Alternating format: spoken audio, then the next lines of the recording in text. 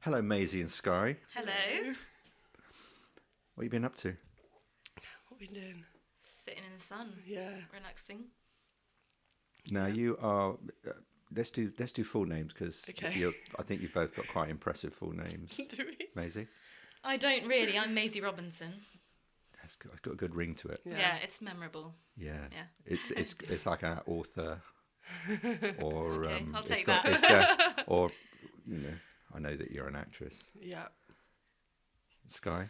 Sky. Well, my actor name is Sky yeah. Hallam, but my actual name, full name, passport name is Sky Tiger Hallam Hankin. Yay! Which is much more Which is, impressive. That is a real which is- handle. Which I understand why I would be, It's a conversation called starter. Sky Hallam as an Yeah. actress, because otherwise it's too much, isn't it? It's Yeah, but the posters wouldn't have enough space. Sky Tiger Hallam Hankin. yeah. So hang on a minute. How many people is that? I've only got one leading role for the lady. Yeah. So there we go. Is it fair to say that you are both proper full-blown actresses?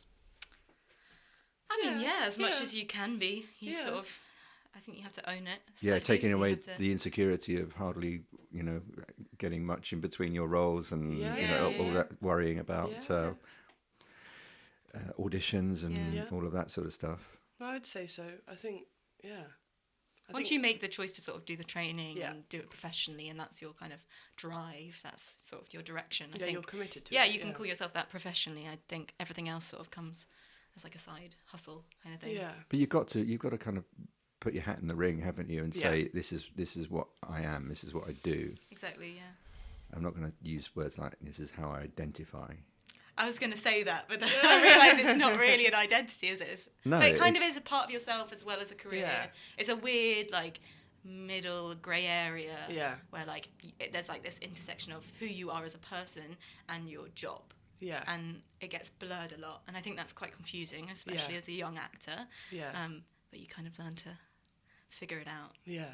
You call yourselves actors rather than Yeah, I was gonna actresses. say that. I Actress do, is yeah. a bit funny, isn't I it? call myself an actor. Lots of people ask me though, and they kind of get quite precious. They're like, "Oh, do I call you an actress, or do I?" Go? Yeah. And I just think I'm an actor. I mean, like, you don't say doctoress, do you? I don't know. That's my interpretation of it as well. But don't I know. think it's good for people to ask because some people Yeah. do either want to reclaim that Yeah. word or they just use it Yeah. naturally. And I think that's okay too. But actress for me has connotations of prostitution just because that's what they were Oh, and a bit- originally. Yeah. So Or you say you can say to someone, "Oh, don't be such an actress." Exactly, and meaning sort it's of like- deep, if somebody's divering Yeah, around, yeah. or yeah. it's a little bit.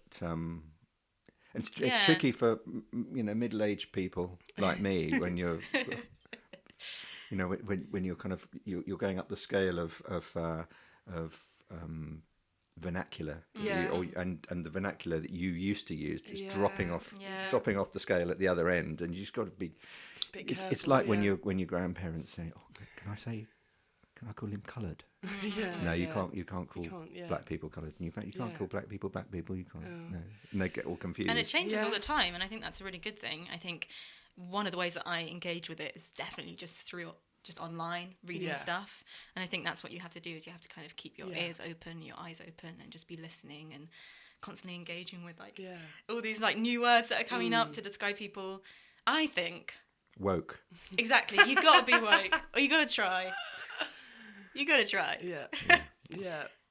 But I think, but- I think what's happening is that people are finding really specific ways of describing themselves as an identity, and eventually we'll have so many words that everyone will just be an individual. Yeah. They'll be able to just describe themselves as a Well, singular I think that's being. a much better idea. Is actually going out into the world as an individual, taking responsibility as an individual, rather than kind of getting into identity worshipping and politics and Yeah.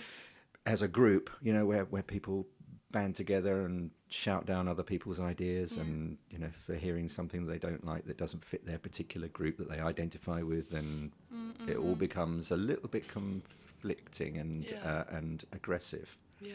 It's complicated, isn't it? Because you have your like tribe. It's like a tribal instinct to like find your like social group and that kind of ties in with how you identify, and it's all this stuff coming together at a head.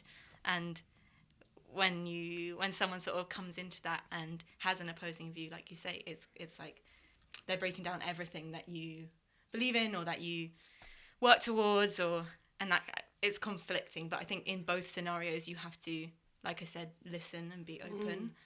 Otherwise you're gonna just... So it used to be a whole lot easier when I was younger, because music culture was very different to what it is now.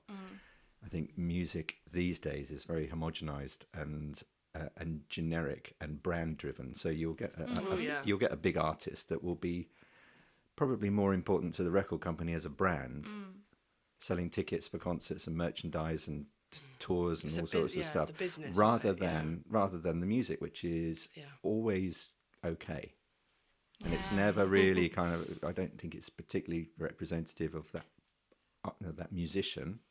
But when I was younger, you could say, I'm a punk, or I'm a soul boy, or I'm a futurist, or I'm a new romantic. It means something about your values as well. Yeah.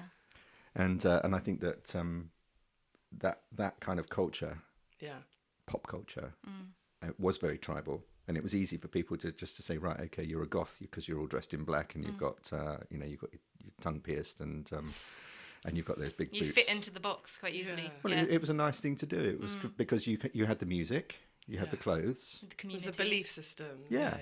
And you had your mates. Yeah. And the same way as, if you were a soul boy, you had the music, you had your clothes, and you had your mates. And there was something a lot more innocent, I think, about that, and less complicated than now, where people decide that they are, disturbingly, I am left wing or I am right wing. So this polarized kind of, this polarization of people's kind of day-to-day thinking. I think it's a real strain on you guys. Yeah. That's what I see. Yeah. I think when things are difficult in society, that's when people go to the kind of extremes. But your job as an actor is to find the humanity within that. So that's something that we often talk about as actors, is like you can't judge your character. Yeah, I was just about to say it's all about empathy, and people are complicated, people aren't perfect, they're neither perfect nor imperfect wholly. They're, a whole person, and it doesn't matter what their political views are. And I think that helps. You can bring it into your own life as well, that kind of sense of humanity and understanding that everyone has that. Yeah. It's like a shared and being able thing. to relate to different types of people. Is this why you act? Why do you act? Oh, I don't know. That's a good question. Why do you do it? I think the need for communication. I mean, I think it's so personal. Acting is just us, isn't it? It's just it is just us. There's no kind of separate. I've created something and it's outside of my body, and it's a painting or it's a piece of music, or what we do is us. And I think so. It comes from the type of person you are, and I definitely, growing up, sort of, So quite a theatrical. Yeah, quite a theatrical household. Environment. But that's so mum's an actress, dad's a musician, but I think a lot of people always say to me, "Oh, do you act because your mother's an actress?" And I think actually, in a lot of ways, my parents they didn't encourage it or discourage it. They just sort of were like, "It's an option." I think that's an interesting thing, because I think lots of people, if your dad works in the local stone mill, and your mum is in the laundrette, and I know that's a very sort of stereotypical working class kind of thing. You can see why that isn't an option. Acting wouldn't be an option. No. And it wasn't for my mum. My mum grew up in a completely working class family, was brought up in the Midlands, and she didn't know it was an option, but people were telling her, "You're really good in the school play." And she was like, "I'm really good in this," and she could feel it. And I suppose that's the same way I did. I was in my school plays, and I was, trying to get the lead roles, and I had those sort of instincts.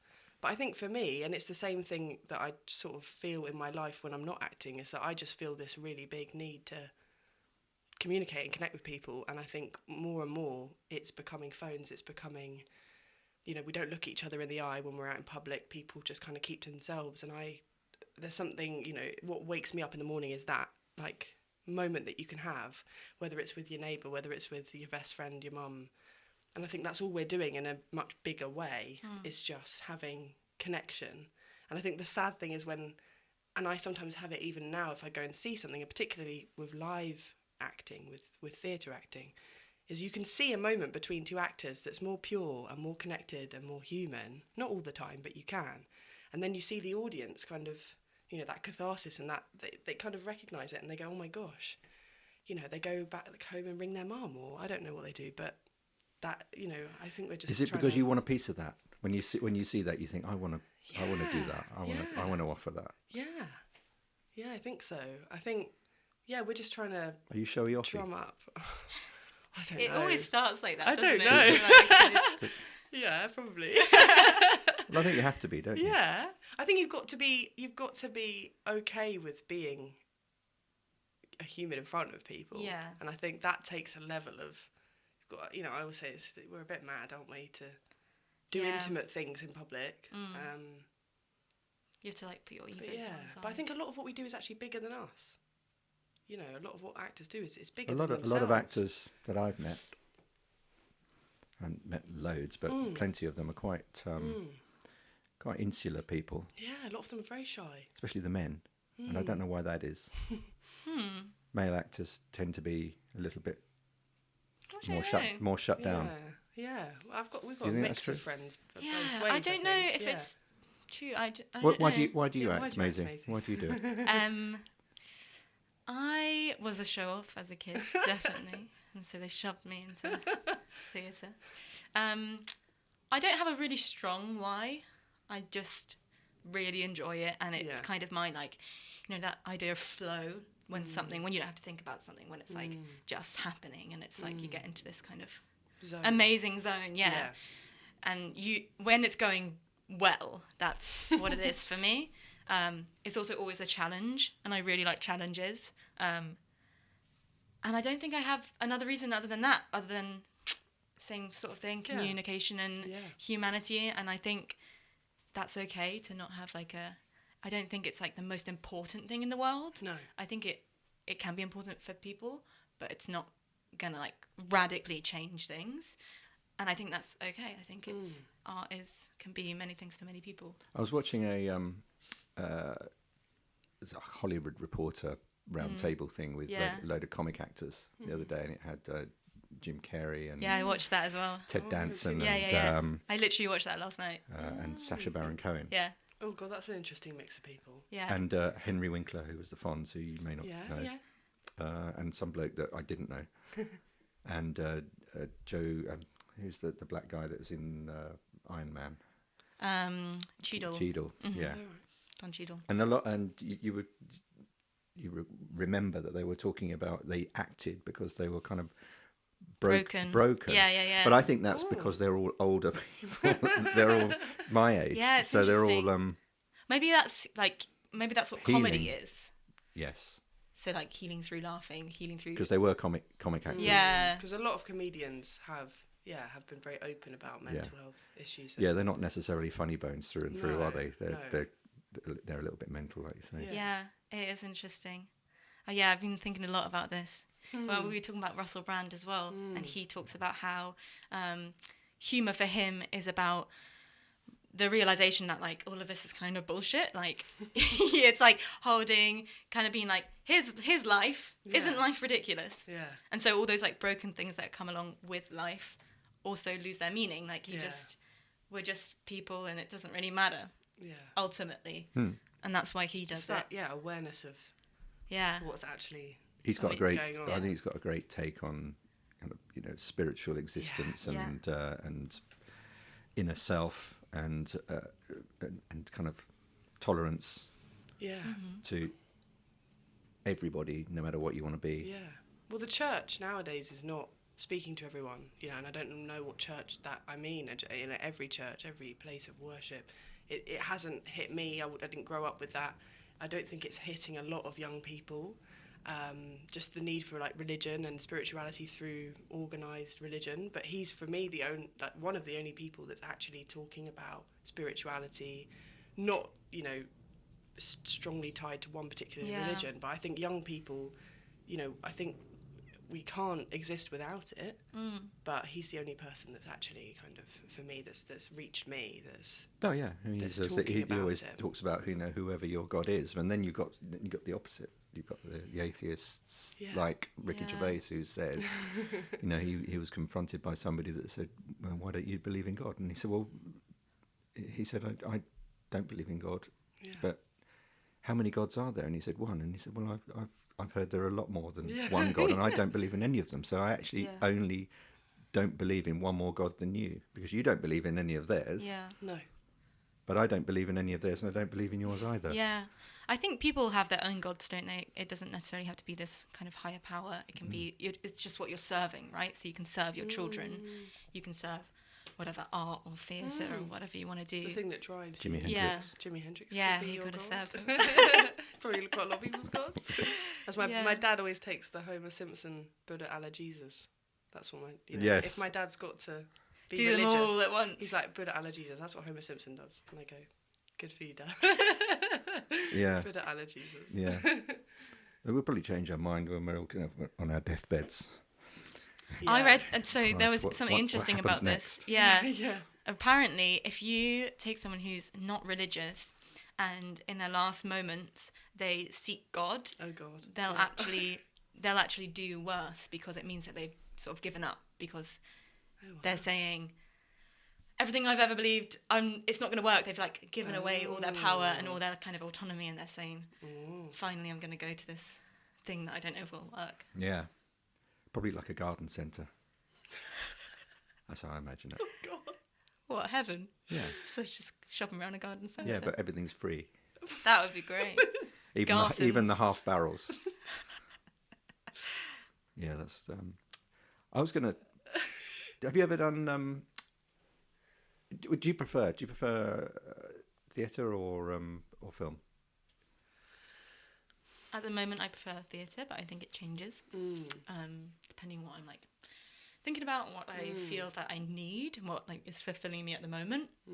I think film Different is disciplines completely. They're aren't they? very I mean, different. They I are. don't know. I'm No, not an they actor, are. So- but I can see that theatre acting is broad. and- shouty. Yeah, well, yeah. Shouty, Shouty, um, but Hopefully yeah. not. Yeah, hopefully it's not. And film acting is all mumbling and eyes. Yeah, exactly. So there's definitely a technical aspect to film Yeah. acting. You know, you have to be on your mark. You have to Yeah. know where the camera is, and you have to do your take, and you know, it's Yeah. all this stuff, and you need to know where the frame is, so you don't move your hand or go like this all the time. Yeah. Do you practice eye acting for those kind of things? You ever? I don't know. I don't, unless it was Good. just here, then I'd be like, Because Piers Brosnan, Practices Piers eye Brosnan, He's good at eye acting. Yeah, he does really good eye act, Oh. and he does this. I can't even do it, but you could probably both do it. Mm. But he probably. does this thing where he just looks and then twitches one eyelid. Like that. Yeah, that's it. Yeah, What is I it? can do like a. Oh, Yeah. Can you do That's that? 3 years of training there. I don't know. No. Yeah, it's like a wink. That was a Yes. bit too much. No, You've gone too fast, He does. guy, He not does this like time. just like a twitch, which means there's a thought shooting through the back of his eye. That feels like a trick, right? So that Yeah. feels like Yeah. there's certain things that you have, I think, as an actor, Mm. where like if you're not feeling it, you just bring it out of your toolbox. Yeah. You're just like today it's not going well, but I know that because what you're experiencing as an actor is different from what the audience is experiencing, and you And what your character is. and you always yeah. think that they're going to be the same and they're going to be in alignment, but they like never are, and so. No. Sometimes maybe you use a trick to be like, right, definitely the audience is going to get Yeah. this thing. But I think ultimately there's a common denominator of Yeah. no matter if you're doing theatre or film, it's always going to be about the truth and about the person outside. Yeah. You know, the you should the approach person you're acting both of with. them in the same way. It's just I one's a think, bit yeah. smaller and one's just like you're projecting more in terms of your performance and your Yeah. voice. Yeah. Do they teach you that sort of stuff Oh, at yeah. RADA? Yeah. I mean, Because you both went to RADA, didn't you? yeah. Mm-hmm. we What did- is RADA? Because I don't even know what the acronym is. I don't know what it stands for. The Royal Royal Academy Academy of of Dramatic Arts. Arts. Okay, maybe I did. Yeah, the Royal Academy. So that's a big deal, and it's kind of the kind of gold standard, isn't it, for actor training? Yeah, it's one of the good ones, I think. Yeah. So what happens there? Because lots of people watching this have no Yeah. idea what. So people go, oh yes. It's hard to she's from describe how RADA. to She's from learn RADA, acting, yeah. darling. She's from RADA. Yeah. And we don't It's know the what one that people actually hear- is. Yeah, it's the one people know about. I mean, there's lots of good ones. They only but- know the name, but they don't know what do Yeah. they do to you? What do Well, they make Oh, you? many things. Now we're broken. That's Yeah. why we've That's- done they broke us. I think, well, there's different courses. We did the 3-year, the Acting, BA yeah. one. So there's like, I think there's like a couple of different things that they try and teach. They try and teach the technical aspect, which is like Yeah. the voice stuff. So you learn different warm-ups and you learn how to Yeah. use your voice in different ways, and you do like movement work so that you can sort of inhabit your body better. Yeah. And then you have like the actual acting classes, which are more about, I guess, Different theories, psychological, yeah. whatever it different is. practices. And There's a lot of ground to cover if you think Oh, about there's it. a isn't lot. there? Yeah, There's and a then there's a lot. lot of practice. I mean, that's Yeah. kind of what your last year is. It's Yeah, just practicing. getting out on stage. What are and the doing teachers it. like? Are they all? Have they got kind of fedora Jaunty hats and hats. canes? Some of them do, yeah. No, they don't. They hit you with a They're But cane. mostly- yeah, very yeah. in degrees. Some of them are, quite artistic, I'd say. Yeah, I think well. they're a lot of them are in the industry in various different ways, and a lot of them have been actors. And I actually we were both in the same class. So there's 26 people training, and we were in the same Yeah, acting class. acting class, which Yeah. is you get acting lessons 3 times a week at the beginning. It might have changed, but for like 3 hours, is it? Yeah. A time. And so that's a group of 9, and we were in the same group, and we didn't actually we had a tutor that hadn't been an actor, and it's quite interesting working with different But they're always people. working in the industry, so he was a director. Yeah. So he was coming at it from a director's point of view, Yeah. whereas Yeah, the it's other was a interesting. performer's. Yeah, and So he's teaching you a craft of a different type.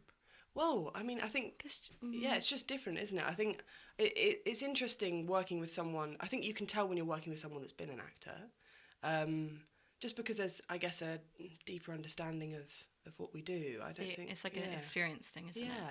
But most of the teachers there are still working, which is Yeah. really nice. So, like, in like our second year, one of Yeah. our voice teachers went away for a couple of months because she worked was on a working. film and, And that's really good because it keeps their teachings relevant, and Yeah. also it kind of links you somehow with the industry. It's less Yeah. than, because it can become a bubble being Yeah. at drama school. It's like 3 years all the time with the same people crying all the time.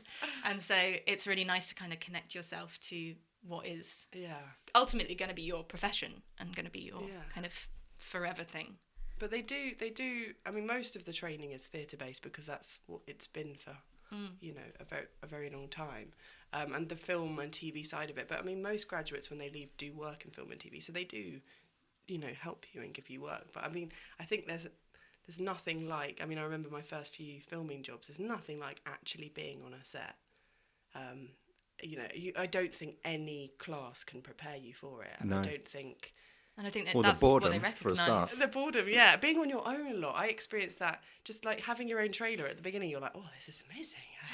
There's only a few people on a film set that have got good jobs. Yeah. One of them's a cameraman, the other's a director, Yeah. and there's probably there's a few others apart from maybe even the lead roles and stuff. You're not going to be Yeah. required all of the time. No. There's a And lot there's of going to be lots of waiting. standing Yeah. around. But when those people are standing around, the director and the cameraman are always talking. The sound guys are always talking. I The always lighter- wanted to the- be in their conversations. I was like, I wish I could because there's all this stuff Yeah. going on, and you're just like, Yeah, this one's shit. Should we get rid of her? you're like, what is it? What is it? I want to know. How can we replace? Yeah, I was. Yeah. So yeah, you're not prepared. I think that's what the lovely thing about the theatre world is Yeah, that it's family and you're- everyone, no matter whether you've got 100 lines or 1 line, or you're making the props or whatever you're doing, you're starting on day 1 together. You're moving through together, and then yeah. you end on the last day. And no matter how many days you're involved during that, there's always the opening night for everyone. There's always, do you know what I mean? Whereas on the film set or a TV, especially, if you're not, starting, as a lead role at the beginning, it can be really strange because you just kind of fit in for a few weeks or a few days, and then, you kind of slot back out, and you don't really have that camaraderie and sort of team feeling as much because you don't even get to know the people. So does that mean that you prefer theatre generally? I mean, I've done 'Cause you're more, a people person. Yeah. I mean, I think I miss that. I like how collaborative it is. I think that the film thing is probably because you guys are coming from RADA. You're on a trajectory, aren't you, of a certain type. So you didn't go to RADA to play somebody on a bed in Casualty. You might. Well, yeah, no, I have to say, think when there's you a lot of leave, pressure. when you leave, it's funny. I don't know if certain graduates think this, that there's like a sort of red carpet at the end. Yeah, when you that's what people graduate assume, and then waiting. you leave and you're like, oh. But you have to imagine that there is, surely. Otherwise, know. you would. I think it's more grounding to just. I think when you leave, you don't know what schools people have gone to unless they're sort of telling you all the time. So you're just kind of everyone's just out for. Obviously, for getting work. it's the best kind of hand that you can have, right? Yeah. But it doesn't mean everything. It doesn't guarantee No. anything, so we can't leave feeling entitled because. You'd be very disappointed. But yeah, I know what you mean. I mean. So you're on a. Yeah. What I was going to say was Yeah. you're on. Even if it's not a reality, you have to imagine that you're on a trajectory to Yeah, a great film role. Yeah, Let's say, for and that's example. always the. And then that would be the drug, wouldn't it? That would be the And you rarely the get heroin it. of, Yeah. of the acting world. Yeah. Yeah. Because once you get on that, then You want more. the only way is down or up, even higher and higher and higher. So I'd imagine that's probably why older actors fall back on theatre. Well, not fall back on theatre, but turn to theatre, and after they've done a few film roles and they've had a modicum of success doing whatever they do, and then you quite often hear that they go back to theatre because that's where it's purer and more comfortable. Yeah, people do say that, and I think it's the thing that also requires endurance. Like, you do theatre for however long, like a month to 6 months to one of our friends has been or something for 2 years or something ridiculous, and that requires the training. Like you have to work at that, and obviously it's like a different kind of work than on a film set. But it's like you say, you kind of on a film set you touch base with something briefly and it's amazing, then you sort of it's very intense in film because it's all. I remember the one scene that I did on a film where it was in a very small kitchen and there was a lot of crew and the rush, we talk about like that sort of buzz, that zone that you can get in, the buzz that you get in knowing that this is the only day you're ever going to do, this is the only hour you're ever going to do this scene, ever. You're never going to do it again. The pressure in the intensity and the rush. I mean, I didn't come down for probably a day, whereas in theatre you kind of get used to that. Did that rush every day. Did that intensity affect your performance? Yeah, I mean, I felt incredibly nervous. I mean, but I think Did you do a better job because of it? I think certain elements of your work is useful. Nerves and that feeling, that buzz can be really useful because it heightens you and it makes everything very present and you're aware of everything. Yeah. But then on a certain level, you kind of want to be a little bit relaxed. There's a balance, isn't there? I think adrenaline's a really funny thing, and I've been Yeah. reading up a lot about it recently, and I think people have different propensities for it. Yeah. So for someone, loads of adrenaline's very good, and they can very much capture that, and they some can people push it forward. For me, what it does is it goes, I can do the thing, and I can do the thing very well, and I'm like flowing. But at the same time, I'm like, think about this thing, thinking about that thing, thinking about that thing, and I'm just firing on all cylinders. Yeah. So I need to have like a medium amount, and I think it's good. You get used to it, especially doing theatre, because you're doing it every night. And sometimes you wish in theatre after a really long run of something, you're like, I could do with a bit more tonight. You know what I mean? Because it can sort of peter out slightly. Yeah, and you forget like how much your body is interacting with your mind, and it's all physiological. Yeah. And If you're an addictive personality, that would probably affect you definitely, mentally. yeah. That's, I think I think that's so. the lows that you can feel as an actor when you're out of work, that you're Yeah. not. And I think musicians, a friend of mine is a DJ, and when he comes back from tour of being a DJ, he's like, I'm not up all night now, and I'm not getting that buzz every night, Something and you it have can to feel manage. like a real low because you're just not getting that kick. Yeah. But some people have these interesting kind of rituals, like saw Denise Gough in People, Places, Things, and at the end when she comes out for her, because it's a very emotional play, it's like got these huge highs and lows of emotions about addiction and recovery, and at the end when she bows, she does this she did this thing where she was sort of touching all her I guess chakras. Yeah, and kind of realigning herself. So she's I didn't notice that. Yeah, she's like taking herself as the character and like putting that in a box because that's for tomorrow's performance kind of thing. So you have to like step away from it. Have you ever dabbled in method acting or come across working with other method actors? If so, what's it like? What are they like? Is it a bit mental? I mean, I tend to sort of stay away. I mean, I don't because it's a think- job, right? And Yeah. also acting. I mean, you can obviously, and it helps to have the knowledge. I think research is very, very important, but that's different from It doesn't like, mean you're not getting living under the the life. skin if you're not doing it. You know what I Yeah. mean? You're not. It's not that you're not committing. Like, you know, that a proper actor would be their character all day. I think.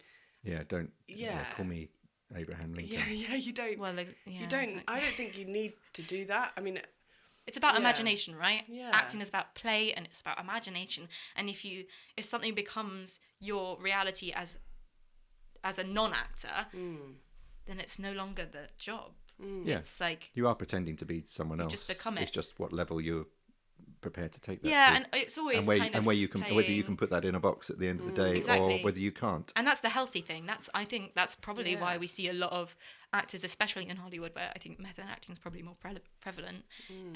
Why they, they have addiction and they take their own lives and all this kind of stuff because there's this really murky area between the self and the character, and that can be really dangerous, especially if it's a character which is, less than savoury. Yeah. Yeah. I Scary think stuff. it can Tyrion bleed. Lannister. Yeah. Yeah. It can bleed. There is a grey area there, isn't there? In there. Yeah. I've definitely taken home things, and not really been able to get over certain things of certain roles and things. But I think you get really used to it, and I think somebody was saying that working with Judi Dench, she can really turn it on very quickly, but as just as easily come out. And I think that's the level I'd love to, be able to get to, where I'm Switch on and where off. I'm really relaxed until the moment that I really need to get there, which I don't think Yeah. I almost trust myself at this point to do that. I kind of prepare for hours because Yeah.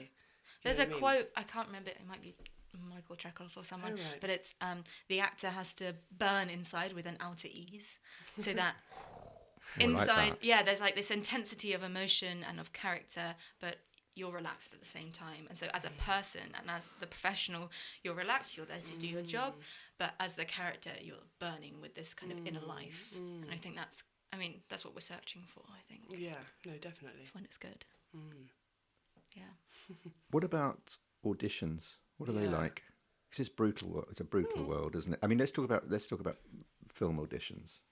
Yeah, Have you done many? yeah. Done a few. I've got the interesting experience of I've done producing work as well. So for the last year and a half, I've been producing mainly, not acting, and so I've sort of seen it from the other side.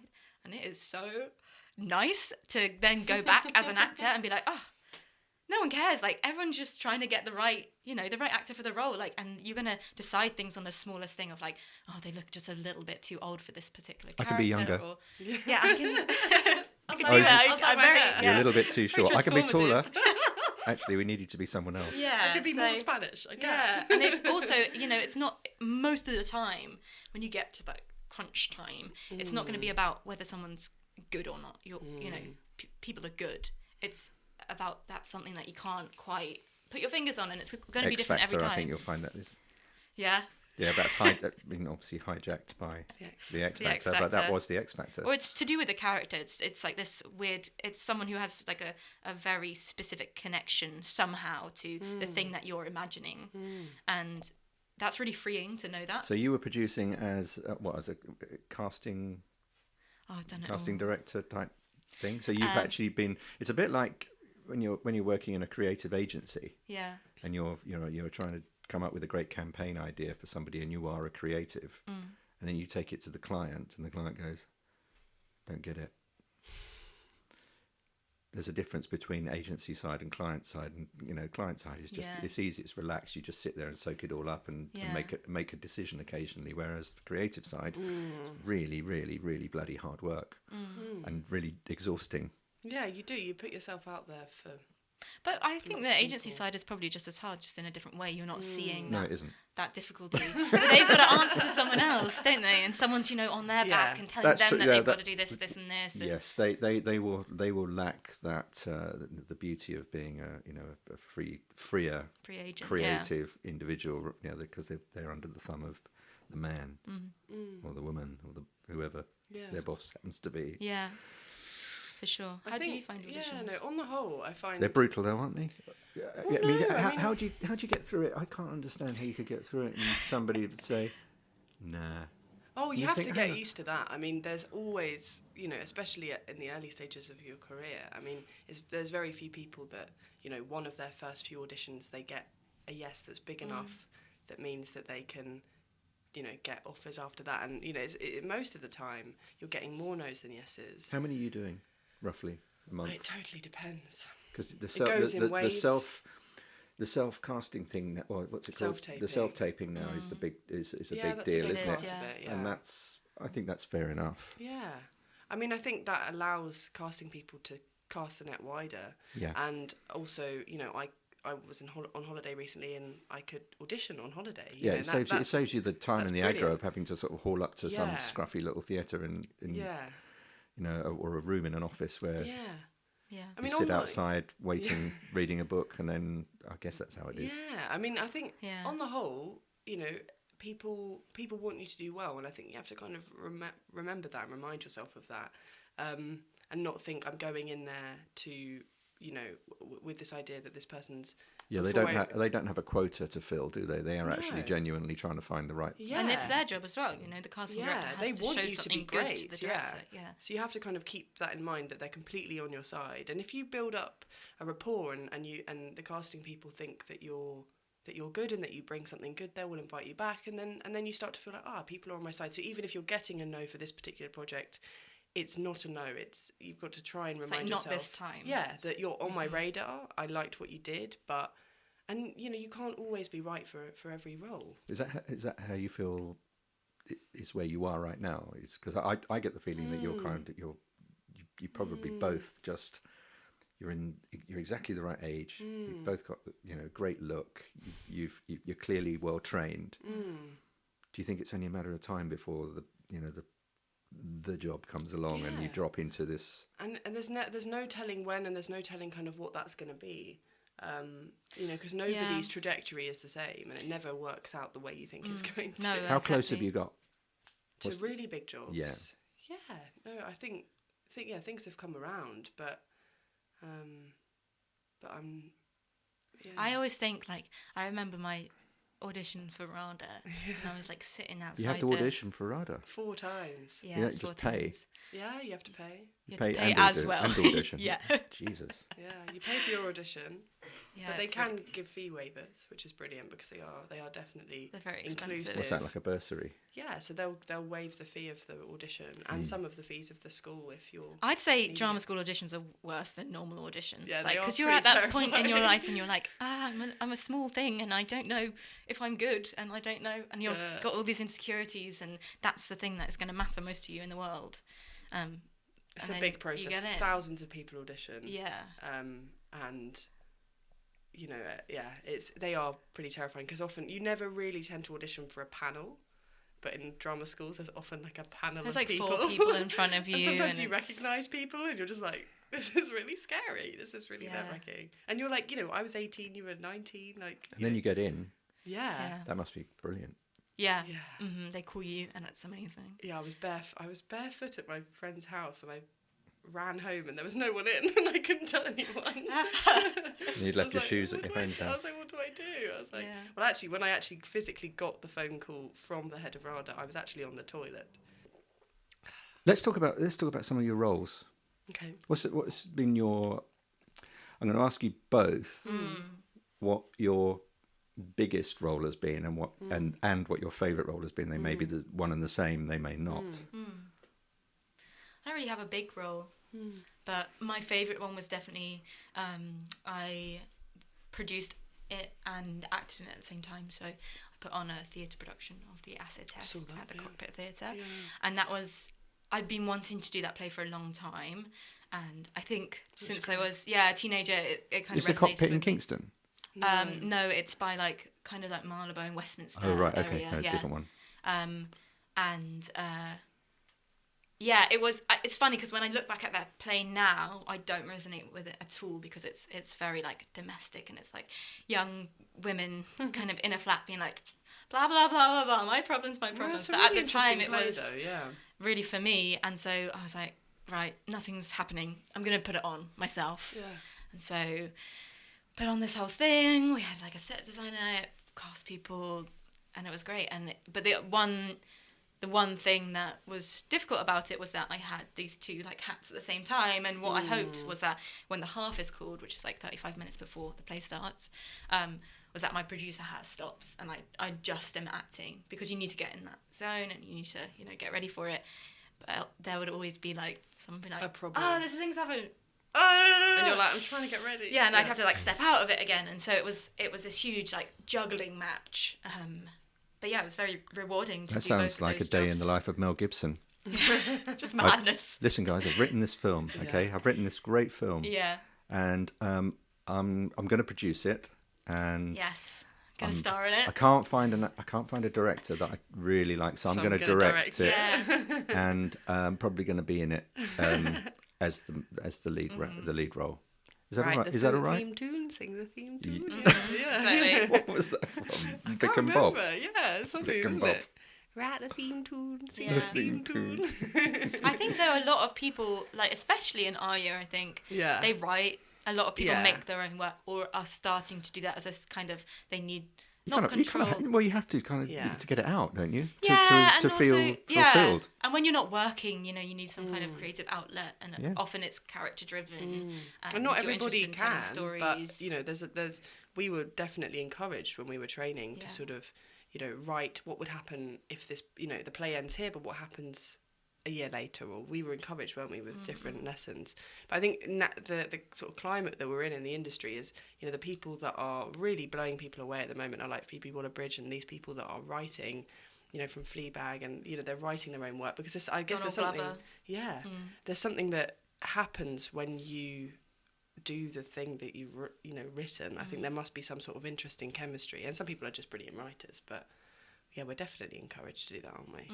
That's good, because that create makes you your more own rounded, and Yeah, yeah. and it, you know, once you know, as your career progresses, you've got more experience and more understanding of other people's jobs, which is always good. And you know, there is sometimes, you know, talking about what your favourite role is. There's some plays or there's some characters that you inhabit, you know, whose the words are not written. You know, you haven't written them, and there's sometimes when you really connect, and it can just be an amazing thing, and you really want to communicate this thing that this writer has wanted to. But then other times you're like, I have something to say, and as actors you don't always get. Sometimes you're an interpreter as Yes, opposed to like exactly. an actor. And sometimes there's a point of view, or there's a relationship, or there's something that actually, no, I really want to tell this story from myself. But I would say my favourite role to date is, well, there was one at drama school. We did a play called Kinder Transport, which is an incredible play about the Kinder Transport. I played a 50-year-old German Jewish woman. Yeah, that sounds like, you know, deporting Jewish children to camps. So my character was that child, and there was another actress called Jodie Tayek that was playing the younger version of me. That was an amazing role, because at the stage we're at 24, 25, you're not going to get these incredible Hedda Garblers or whatever they are for you, these roles like this role. Yeah, you're not going to get them yet. You're going to grow into them, and hopefully we're going to be acting long enough that we can do them. But do you think the age gave you more freedom because you knew that it was like, I'm not this 50. isn't me. Yeah, but I can do whatever I want, right? Because I think there is it's so far removed from yourself. Yeah, exactly. And that's the beauty of drama school. I think at the time I was a bit confused. I was like, why am I being cast as a 50-year-old German Jewish woman? 50. 50. Wow. I played two 50-year-olds in third year. You've got a very maternal nature. Obviously.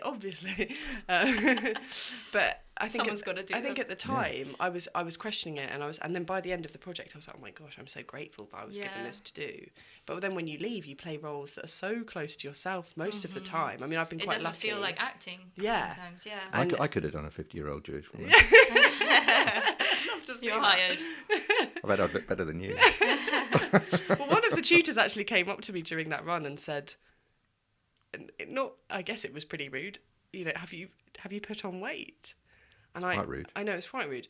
I knew him very well, and I said, I don't think I have. And he said, well, I think it was actually, he was trying to compliment what happened in the transformation, which was, I looked grounded. like an older person because of what the character does, and because of the situation, which I thought was quite interesting. Or there's just more weight. There was just physically more weight. Well, I'd seen an actor describing how to walk as an older man. Yes. And older men is an observation about how What do they do? flat-footed we get. Okay.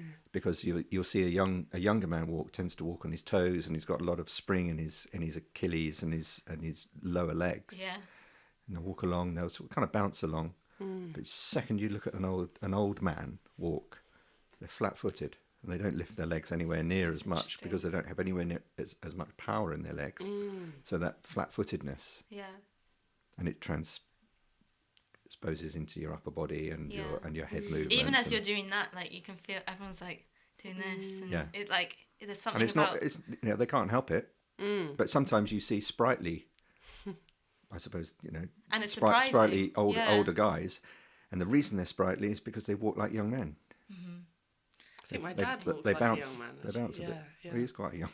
He's quite young. He's not an old man. Oh, right. We're talking old man. Sorry, Dad, you're not. You're not an the old same man. age as me, You're not an for old Christ's man. sake. That's funny. Yeah, I'm talking about 80-year-olds. Oh, right. Okay. God, All right. Fine. Sorry. Um, It's because we talked about a 50-year-old character. Yeah. I was thought. you did did you do The Crown? Yeah, I did a little bit on The Crown. Not enough though. Yeah, it was an amazing experience it's amazing to be part of something, watching Claire Foy and these actors that I admire sort of coming in and out. I mean, her child was on set, there was not on set but or there, and you watch people come in and out of dealing with the crew and talking to these people, and then suddenly there's this focus, and when I was there were certain scenes we did, there were just so many extras, and so you've got a room that's just Stuffed full. with people. Yeah, and then you've got to do this very specific Yeah. important moment in this person's life, because most people in the You were crowd with are playing you were with real people. JFK, weren't you? Yes. And Jackie Yeah, Onassis playing- when they arrived. I was Lee Radziwill playing Jackie's sister, and you're playing real people. So there's a sense of real Did you- responsibility. A lot of research for it. I That did, was my yeah. I mean, question. because I loved it, but I love doing that. I think a lot of actors love doing that. I mean, that's part of Yeah, that's the good bit. Yeah, It's it like is. getting into It it. is. You want to read books, you want to watch films, you want to watch documentaries, and she only died not that long ago, so I got a real, there's quite a lot of footage at lots of different stages in her life, but yeah, I think that I regretted. Well, I suppose I do. I sort of was upset that I didn't get a chance to go to uni and study something, academic, and that's what it actually feels like when you get these roles. Yeah, you become an expert Yeah, in you something do. for a brief moment in time. Yeah. Actors have these pockets of knowledge that they know a lot about. But isn't that awesome? Yeah, that's Yeah, what I it's mean. It's amazing. brilliant. So that's where I feel Because like it means I'm getting that. you don't have to, you don't have to spend 3 years studying the Kennedys. No, You can just be one. but you can You just can be, you can be one, do it. dip in, learn a Do hell it of for a a lot month, about one yeah. small bit. It's Yeah, you do.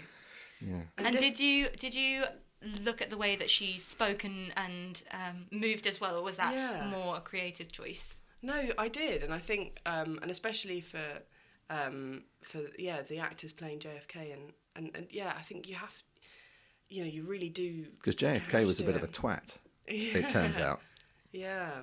he wasn't. He wasn't He wasn't Mr. liked. Mr. Clean, Mr. Nice Yeah, guy. really? He was a moody, grumpy, misogynistic Yeah.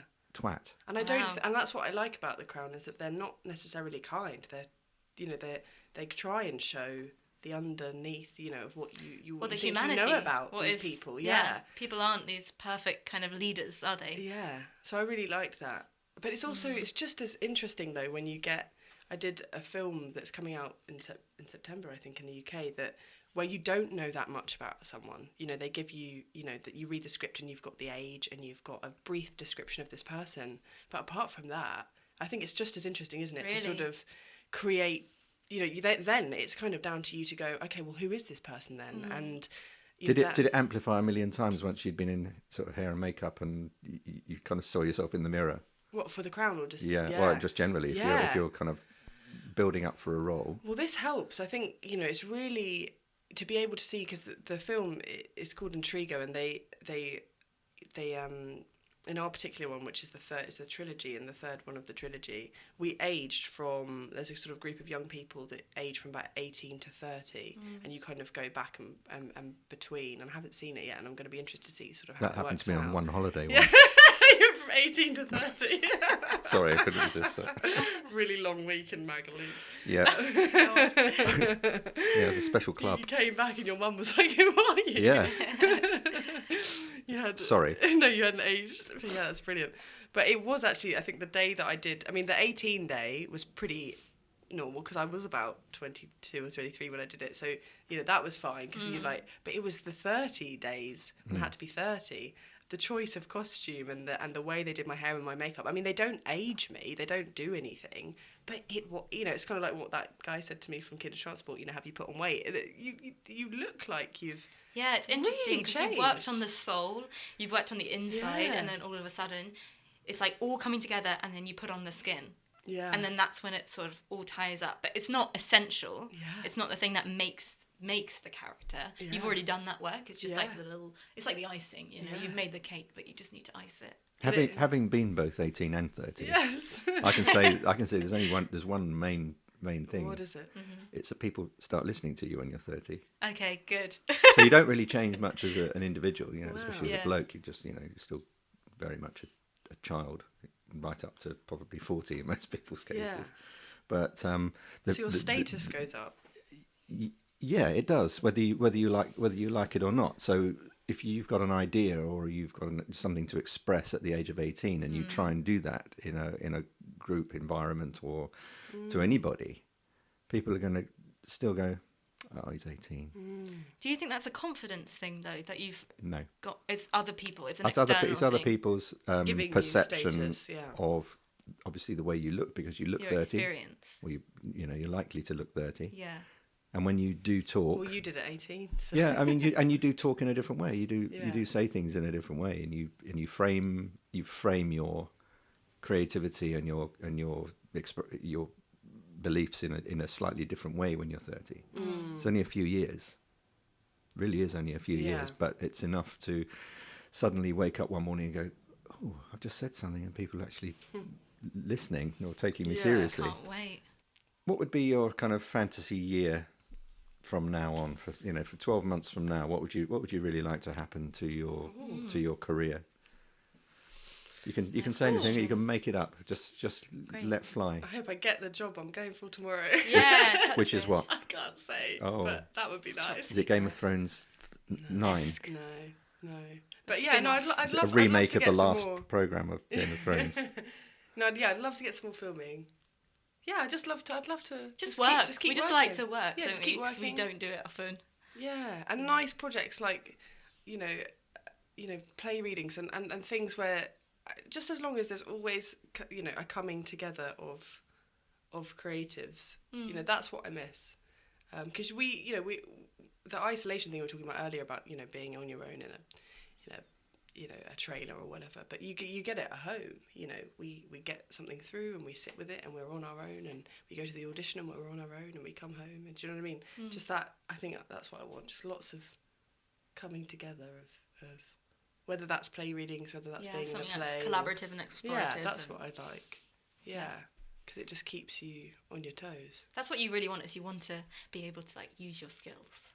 You want something that you can really get into, like a play, or I'd like to do maybe a film project and a play project. Yeah, and different, very yeah, things. and I'm interested in radio and Yeah. doing something that are different but good, and that you can make a choice about, and that you can really play with and explore, and that's all we really want, I think. So it sounds to me like you're describing performance fantasy, and you're describing a production fantasy. Really? That's funny. Yeah, I think they're kind of similar. Because the process is the performance, right? It always leads up to the...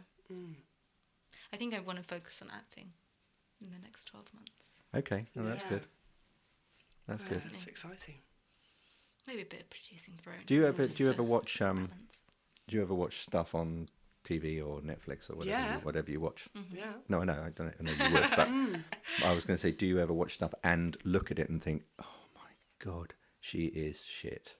What is she doing in that part? Do you ever, or do you try not to? I think it Yeah. happens, but you don't I want think to we're admit really- that it happens. I think we're also though really empathetic because, you know, we can't sit here and say every production I've ever been a part of, I was brilliant. But you Yeah. have to find yourself screaming at the screen, going, "Oh my God, that's so wrong."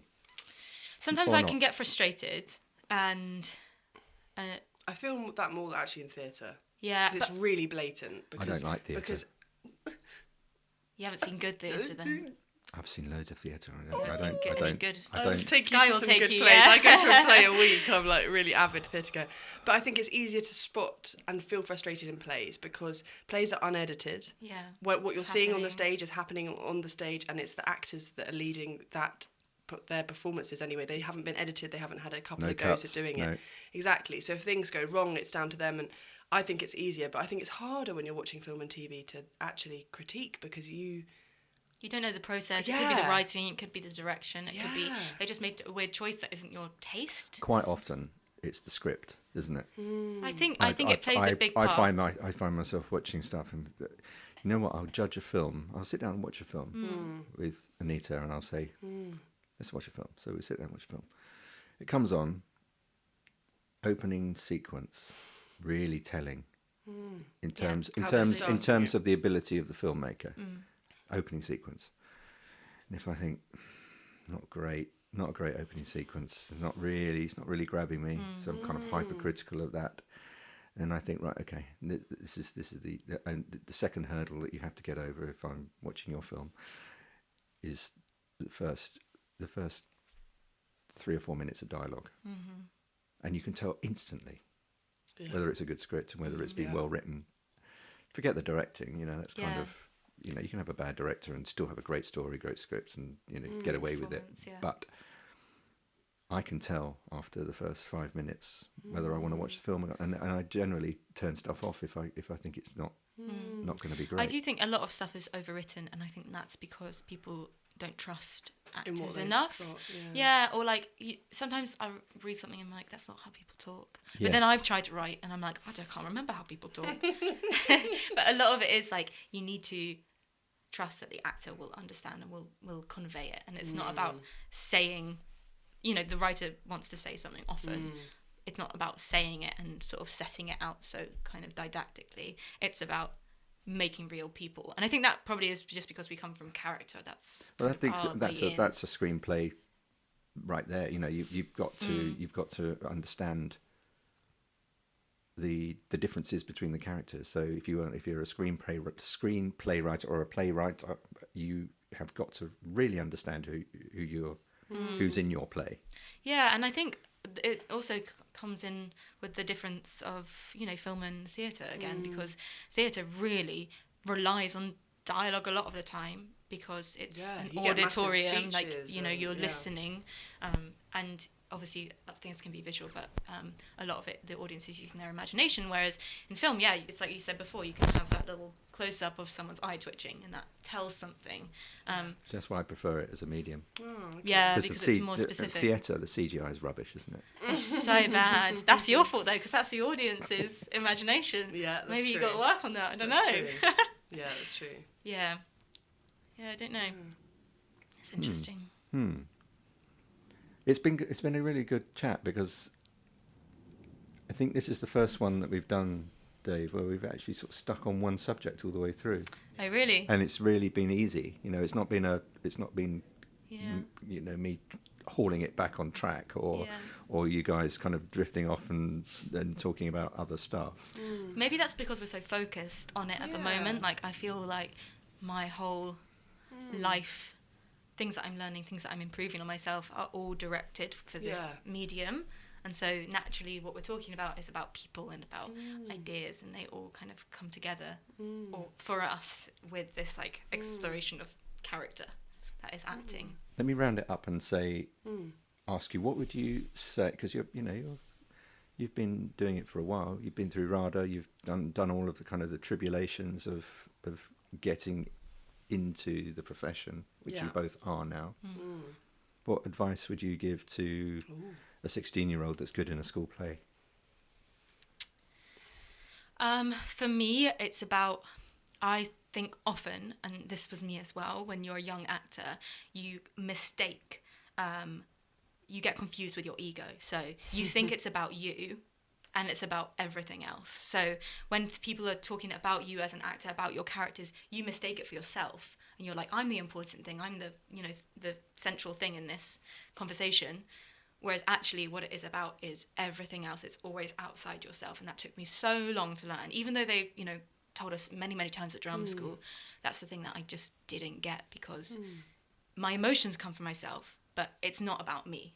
It's about the story and it's about the other characters. So I think that's, start to think about that, maybe.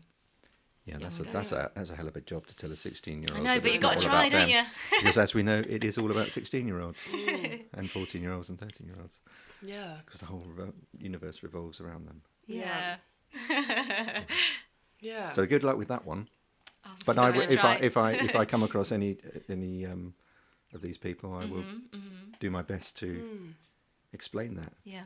I think we're in a time, we're at a point where Instagrammers and all of these things they're becoming famous, and they're becoming people that we're looking up to. And I think that I'm maybe old-fashioned in my view that not I don't want to sound big, silly, but not everyone can do this. Yeah, not just like I couldn't be neuroscientist. Yeah, exactly. And I think that if you really want to do this and you really actually think, I don't just like it at school, I actually want to try and make this happen, I think it is really hard work. And I don't want that to sound discouraging, but if you really want to know, if you really want to get to the core of what this was all about and study it as a craft and really get to know it and not just sort of half-arse it, then just know that it's in some ways just as hard as committing yourself to being an athlete, or just as hard as committing yourself to be a footballer or do the work.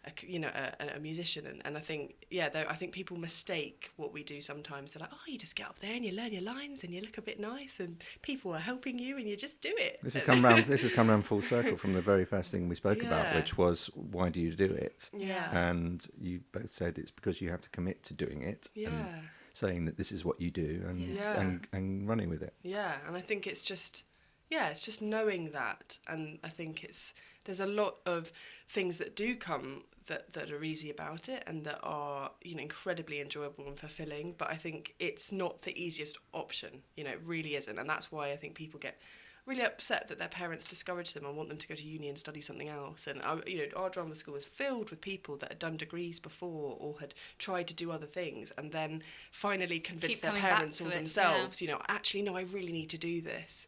So I think it's definitely not, how they used to say, studying media at school was like a cop-out. Or DOS subject. Yeah, it's like, that's not what this is at all. Do you know what I mean? That's not what this is in any way. No, I think that's probably it's just social. Yeah. Social studies was the one. Yeah. That was the DOS. I don't know if we had that. Social studies. I like the idea of social RS? studies. Is that social? No. That's religious. Well, that's PSHE. PSHE. But yeah, I think it's just knowing, and I know that's really, again, that's very hard to say to a 16-year-old, like, what if you want to do this, you've got to really, work hard and take it seriously. But I think there has got to be an element of that, because I think it's really sad that we're growing up with young people basically just wanting to get famous, and they think that acting is like one of the easiest ways to do that. Yeah. And it's not, and it shouldn't be what that's about. And like you just said, it's not actually about the actor, it's about what they bring to the product as a This is why I'm going to enjoy watching the trajectories of you guys, because I can, you're kind of describing everything in a very kind of intelligent, forward-thinking kind of way. Good, so you got promised that once that big role drops, you got to come back and talk again No, we will, before you talk to anyone else. Oh, okay. You'll get the scoop. So when it drops, All right. Scandal. Ian? when you get I'll save a scandal for when you get the lead role in Avatar 6 and you're all painted blue, You won't even recognise me. you can come in and Yeah. swing your tail. I'm like, Ian, it's dropped. Right. Thanks, guys. Yeah, thanks for Thank having you us. very much. See you soon.